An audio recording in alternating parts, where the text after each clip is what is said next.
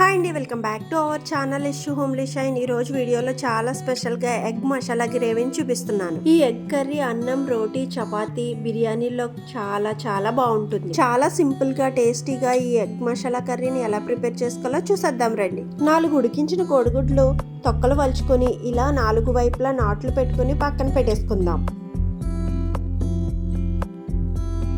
ఈ కర్రీలోకి మసాలా కోసం 1 స్పూన్ ధనియాలు, 1/2 స్పూన్ జీలకర్ర, 3 లవంగాలు, ఓ చిన్న ఇంచు దాల్చిన చెక్క, కొద్దిగా అల్లం, 5-6 వెల్లుల్లి రెమ్మలు, పెద్ద సైజు టమాటోను ముక్కలుగా చేసి వేసుకోవాలి. 6-7 జీడిపప్పు పలుకులు వేసుకోవాలి. ఈ జీడిపప్పు వేయడం వల్ల ఈ గ్రేవీ మరింత రుచిగా ఉంటుంది. అలాగే 2 స్పూన్ల పెరుగు వేసుకుని మెత్తటి పేస్ట్లా మిక్సీ పట్టుకోవాలి. ఇలా ఫైన్ పేస్ట్లా మిక్సీ పట్టుకొని పక్కన పెట్టేసుకుందాం.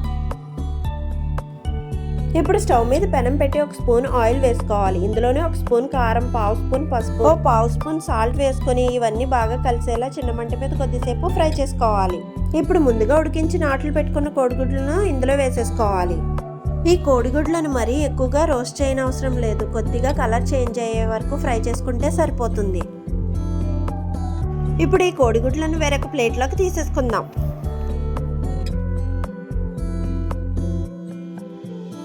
ఇప్పుడు స్టవ్ వెలిగించి పెనం పెట్టుకుని 2 టేబుల్ స్పూన్ల ఆయిల్ వేసుకోవాలి. ఇందులోనే 2 పెద్ద సైజు ఉల్లిపాయలు చిన్న చిన్న ముక్కలుగా కట్ చేసుకుని వేసుకోవాలి. అలాగే కొద్దిగా పచ్చిమిర్చి ముక్కలు వేసుకుని బాగా ఫ్రై చేసుకోవాలి. ఉల్లిపాయలు బాగా మగ్గి గోల్డెన్ బ్రౌన్ కలర్ వచ్చిన తర్వాత ఆయిల్ పైకి వచ్చేంత వరకు ఫ్రై చేసుకోవాలి. ఇలా ఉల్లిపాయలు బాగా వేగిన తర్వాత ముందుగా రెడీ చేసి పెట్టుకున్న మసాలా పేస్ట్ ని మొత్తం వేసేసేయాలి. ఈ మసాలా అంతా బాగా కలుపుకుని చిన్న మంట మీద 2 నిమిషాల పాటు ఫ్రై చేసుకోవాలి. మరి పెద్ద మంట పెడితే మసాలా మాడిపోతుంది కాబట్టి చిన్న మంట మీద నిదానంగా ఫ్రై చేసుకోవాలి. ఇప్పుడు ఇందులోకి 1 స్పూన్ కారం, రుచికి సరిపడా సాల్ట్, అలాగే 2 రెమ్మల కరివేపాకు వేసుకుని బాగా కలుపుకోవాలి. చిన్న మంట మీద నూనె పైకి వచ్చేంత వరకు ఫ్రై చేసుకోవాలి. ఇప్పుడు ఇందులోకి ముందుగా ఫ్రై చేసి పెట్టుకున్న కోడిగుడ్లను వేసేసుకోవాలి. ఈ మసాలా అంతా బాగా కలిపేసి గ్రేవీ కన్సిస్టెన్సీకి తగ్గట్టుగా వాటర్ యాడ్ చేసుకుందాం.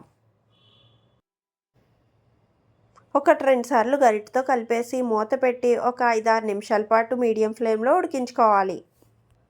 ఈ ఎగ్ కర్రీ అయితే ఆల్మోస్ట్ ఉడికిపోయింది. ఇప్పుడు 1 స్పూన్ కసూరి మేతి వేసుకుని బాగా కలుపుకోవాలి.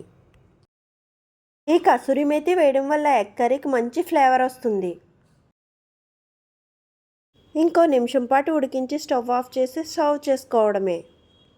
అంతేనండి, ఈ ఎగ్ మసాలా కర్రీ చాలా సింపుల్గా రెడీ అయిపోయింది. అన్నం, రోటీ, చపాతీ దేంట్లోకైనా ఈ ఎగ్ కర్రీ కాంబినేషన్ అయితే చాలా బాగుంటుంది. చూసారు కదా ఈ వీడియో కనుక మీకు నచ్చినట్టయితే లైక్ చేసి సబ్స్క్రైబ్ చేసుకోండి. పక్కనే ఉన్న బెల్ బటన్ ప్రెస్ చేస్తే నేను పెట్టిన హెల్తీ అండ్ టేస్టీ రెసిపీస్ మీకు నోటిఫికేషన్ వస్తుంది. అలాగే ఈ వీడియో గురించి మీ అభిప్రాయాన్ని కామెంట్స్లో తెలపండి. Thank you for watching.